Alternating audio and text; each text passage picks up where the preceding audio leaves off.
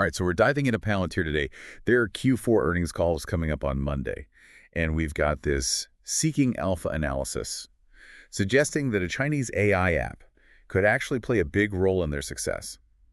Yeah, before anyone thinks we've lost it. Let's break this down. Yeah, I think what's really interesting here is how an external factor like this Chinese app DeepSeek can have this kind of ripple effect on a company like Palantir, especially when you consider that Palantir isn't actually using DeepSeek themselves. Yeah, that's what I was thinking. Like, how does a Chinese app, even a really popular one, actually affect Palantir's bottom line? You know Right. It's not so much about DeepSeek specific features. It's more about what it represents. Right. It's like a potential shift in the whole AI landscape, putting pressure on American companies like, Meta and Google to really step up their game in open source AI. So like a wake-up call for the American tech giants. Exactly. And this faster innovation in open source AI, it directly benefits Palantir.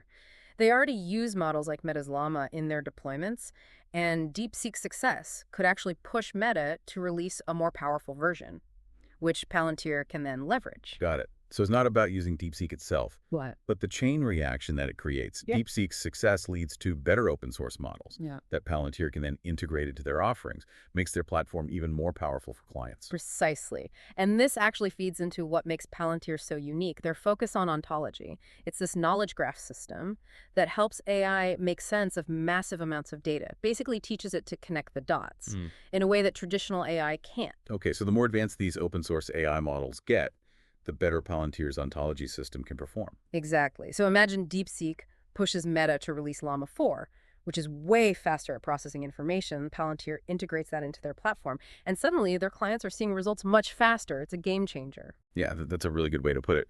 And this ties directly back to the Q4 earnings call, right?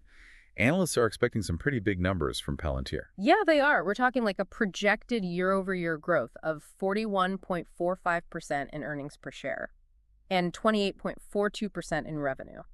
And it's not just like random guesses. We've seen consistent upward revisions, which shows there's a lot of confidence in Palantir's direction. That makes sense. But Palantir has kind of been labeled as a high valuation company.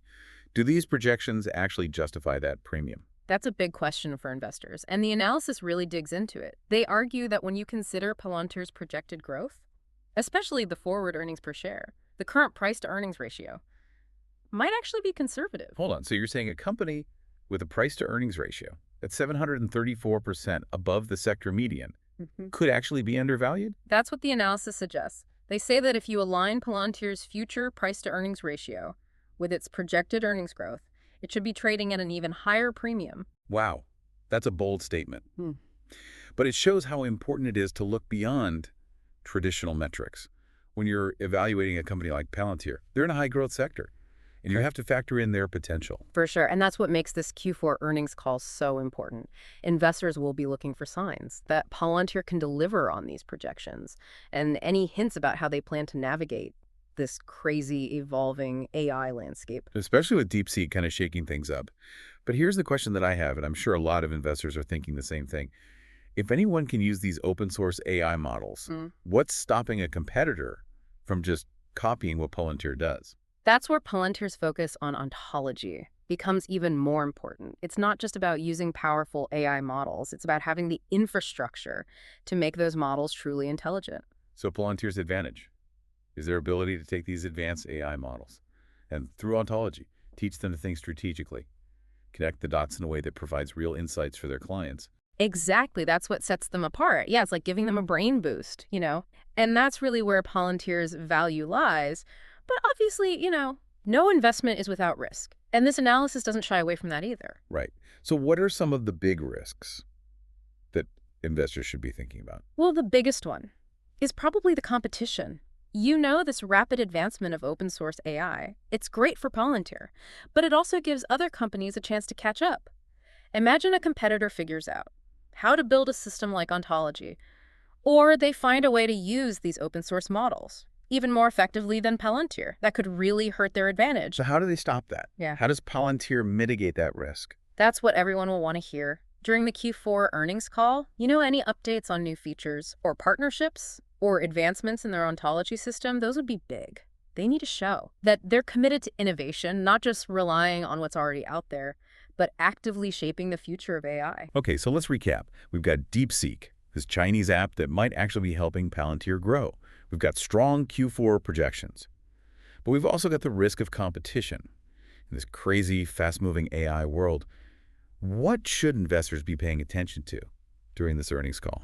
I'd say focus on three things. First, any real-world examples of how Palantir's Ontology is working for their clients. We need to see the results, not just the theory. Right, show me the money. Exactly. Second, any insights into their long-term strategy. How are they going to stay ahead? Or are they planning to develop Ontology further Right. or explore new partnerships? It's about showing that they're not just reacting to the trends, but actively shaping the future in a way that benefits them and their clients. Exactly. And of course, we can't forget about the financials. Will they hit those Q4 projections? Any surprises in revenue or earnings per share? Those numbers will tell us a lot about how they're doing. Yeah, for sure. It's funny. As we're talking about all this, I keep thinking back to DeepSeek. This Chinese app that Palantir isn't even using is really highlighted how fast the AI landscape is changing. Absolutely. It's a reminder that technology moves quickly. And if companies don't adapt, they get left behind. And for investors, it shows how important it is to look beyond the traditional metrics and understand the bigger forces at play. Right. So as we head into Palantir's Q4 earnings call on Monday, we've got a lot to think about.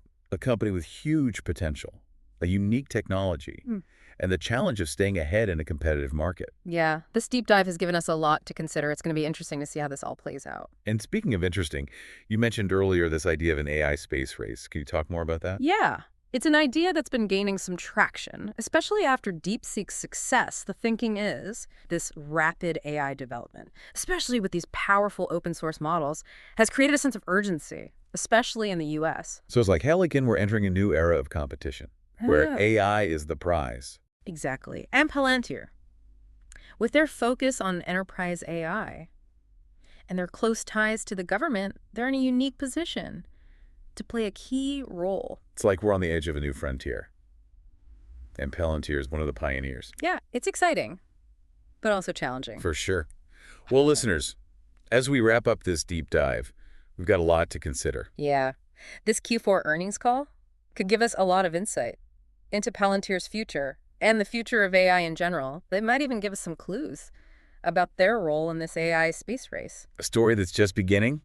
Keep an eye on it, everyone. The world of AI is changing fast, and Palantir is right at the center of it all. Thanks for joining us.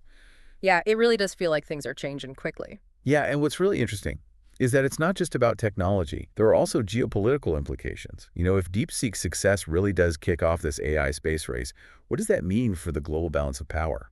That's a good point. It's not just about having the fastest algorithms. It's about who can actually use AI to their advantage. Exactly. And that's why Palantir's relationship with the government is so important. They're not just building AI for businesses, they're working on solutions that could affect national security and even global influence. So Palantir is kind of at the center of this tech revolution and a potential geopolitical shift. Right, which makes their journey even more interesting to follow. Investors aren't just betting on a company's growth, they're betting on its role in this new AI-driven world. It's a lot to take in. But that's what I love about these deep dives. We get to explore these big ideas, connect the dots, and hopefully understand the forces that are shaping the future. Yeah, absolutely. We may not have all the answers, but this conversation has given us some food for thought. Definitely. So listeners, as we wrap up, keep an eye on Palantir and the whole AI landscape. This week's Q4 earnings call will be a big one, and we'll be here to break it all down. Thanks for joining us.